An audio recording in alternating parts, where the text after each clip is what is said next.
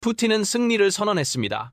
러시아 국영TV는 위대한 진격을 축하하는 방송을 내보냈죠. 하지만 그들이 말하는 승리의 현장은 바로 이런 모습입니다. 이곳은 포크로프스크, 우크라이나 동부의 작은 도시입니다.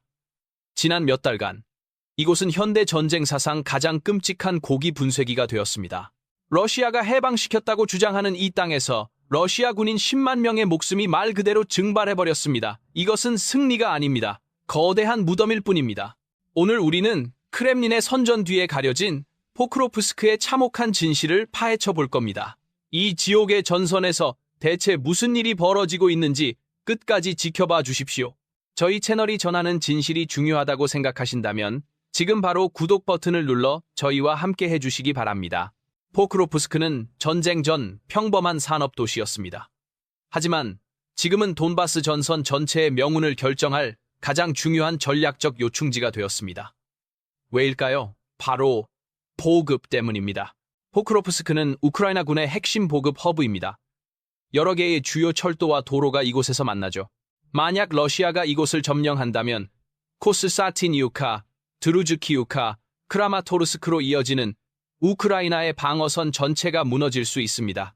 사실상 돈바스 서부 전체에 대한 보급로가 끊기는 겁니다. 푸틴이 아우디이우카를 점령한 후 다음 목표로 이곳을 지목한 이유가 바로 여기에 있습니다.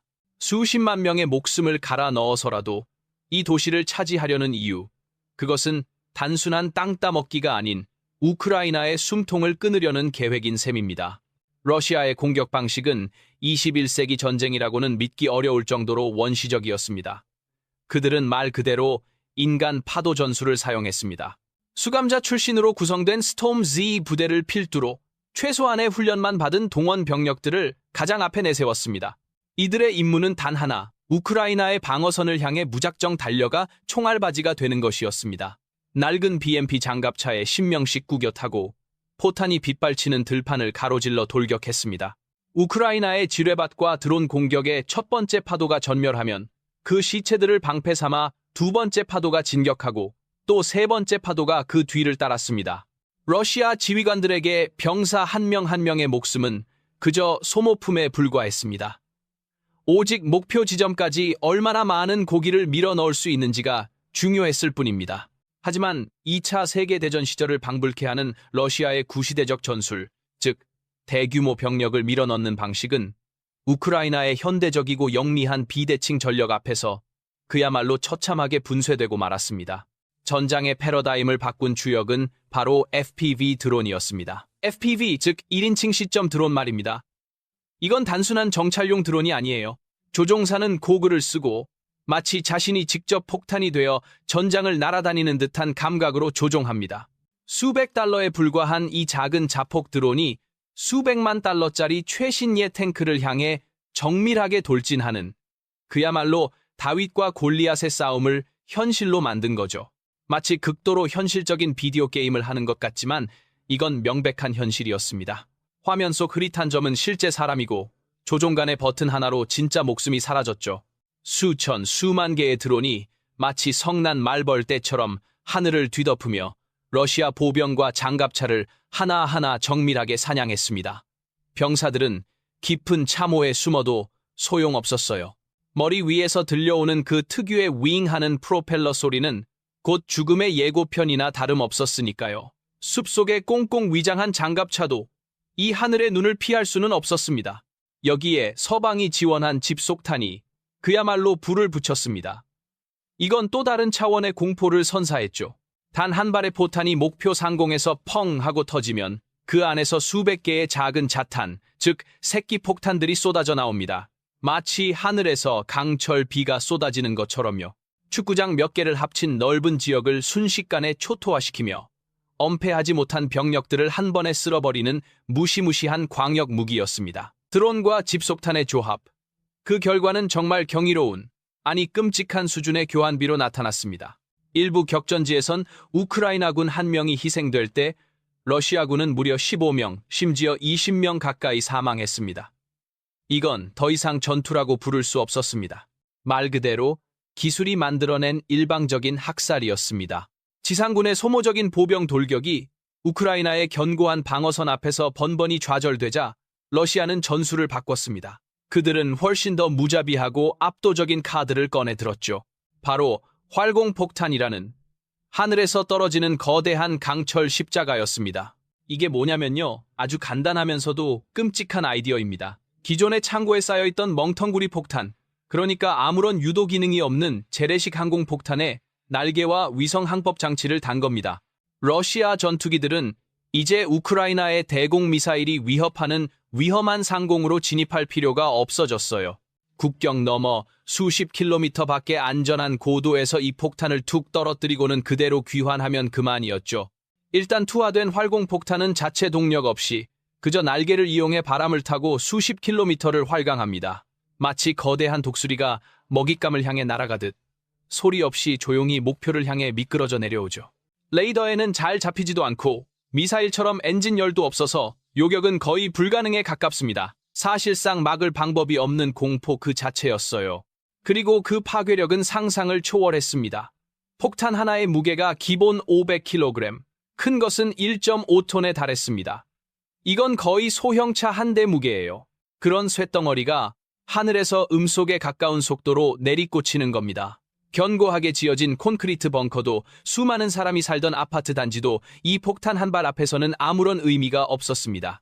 폭발과 함께 모든 것이 그저 거대한 먼지, 구름과 파편으로 변해버렸으니까요. 폭탄이 떨어진 자리는 건물이 있던 곳이라고는 믿을 수 없는 거대한 웅덩이만 덩그러니 남았습니다. 이런 폭탄이 하루에도 수십 발, 많게는 100발 가까이 포크로프스크 전역에 비처럼 쏟아졌습니다. 우크라이나 군인들에게 이것은 단순한 공격이 아니었어요. 언제 어디서 떨어질지 모르는, 피할 수 없는 죽음의 그림자 아래에서 버텨야 하는 극한의 심리전이었죠.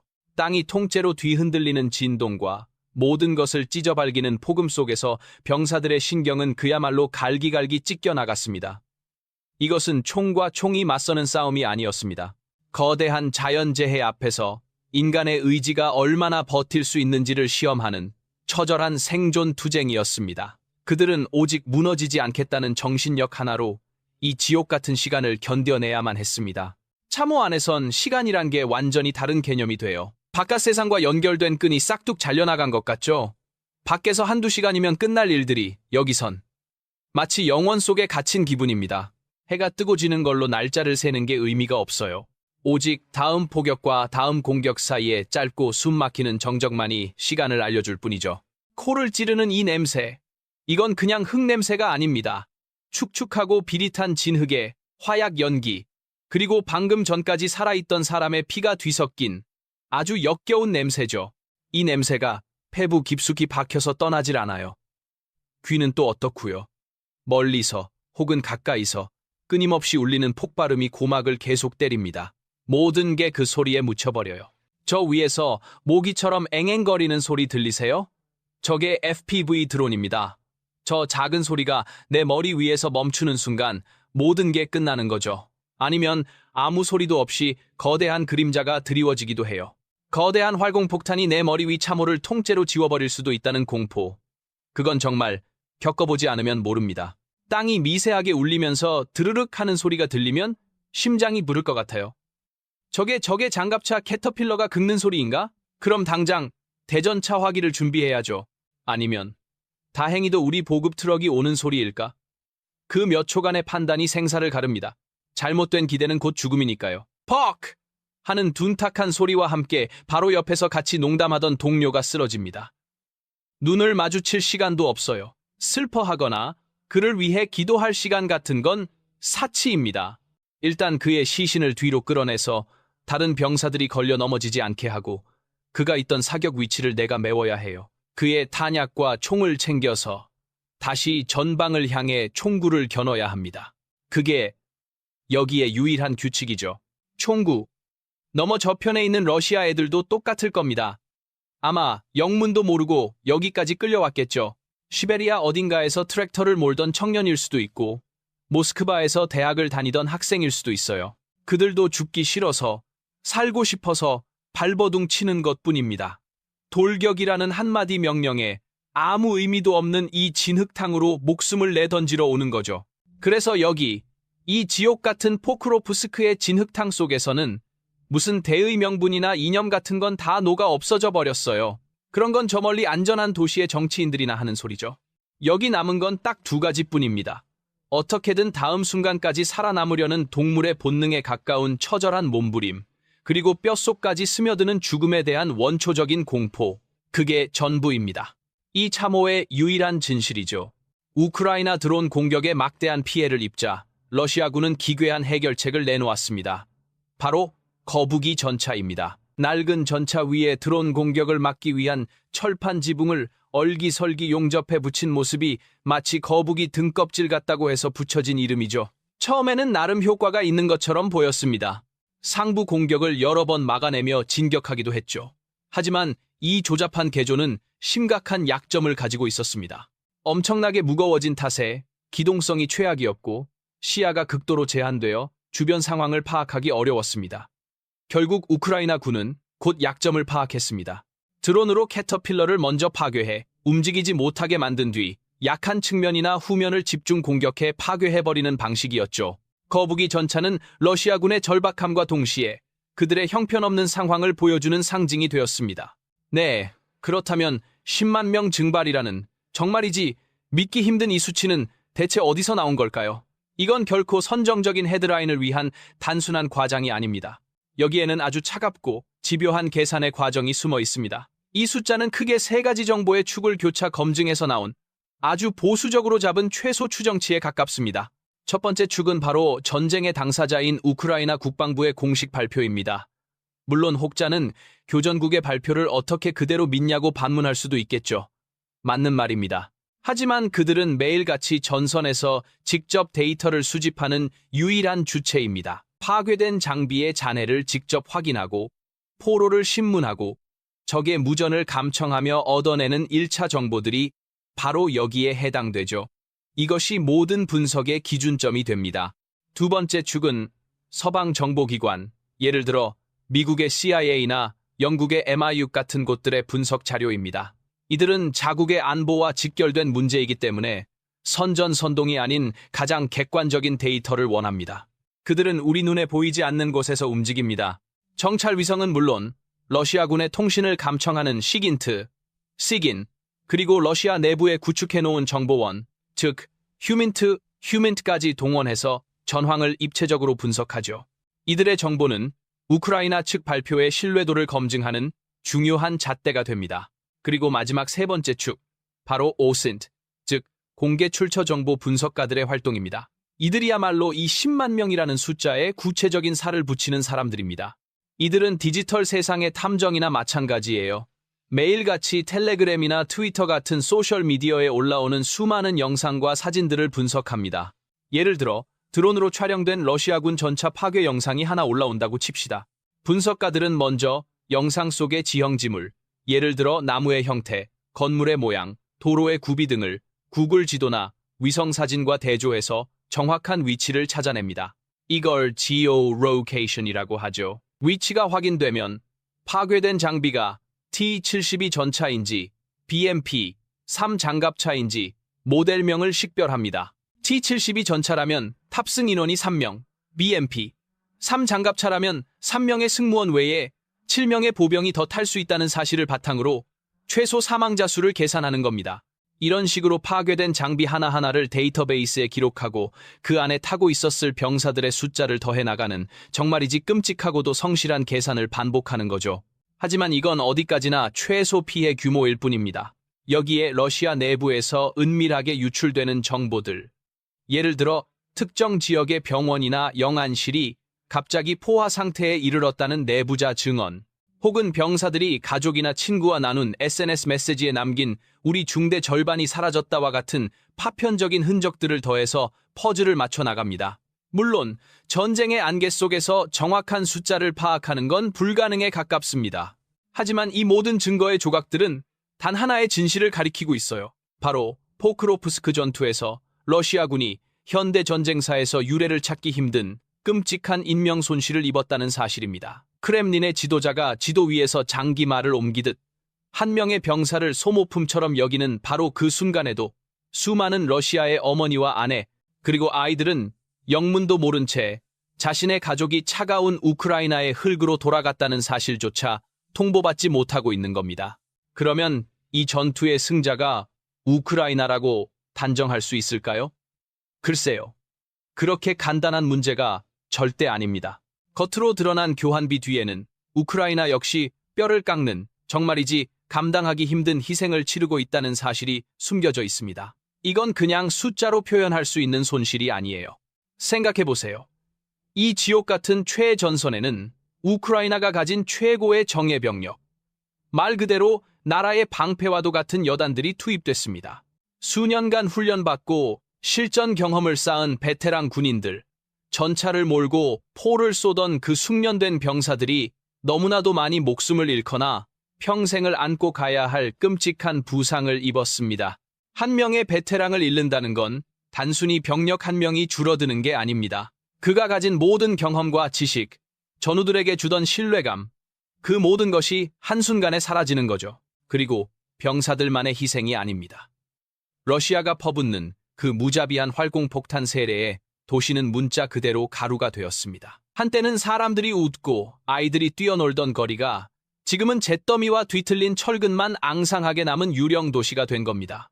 그 폐허 속에서 수많은 민간인들이 목숨을 잃었습니다. 평생을 일궈온 집과 가게, 모든 추억이 담긴 고향을 등지고 정처 없는 피난길에 올라야만 했습니다. 그들의 삶이 송두리째 뽑혀나간 겁니다. 우크라이나에게 이 전쟁은 단순히 영토 분쟁이 아닙니다. 국가의 존재 자체가 걸린 절체절명의 싸움입니다. 그래서 한 편의 땅이라도 더 내주지 않기 위해 말 그대로 모든 걸 쏟아부으며 버티고 있는 겁니다.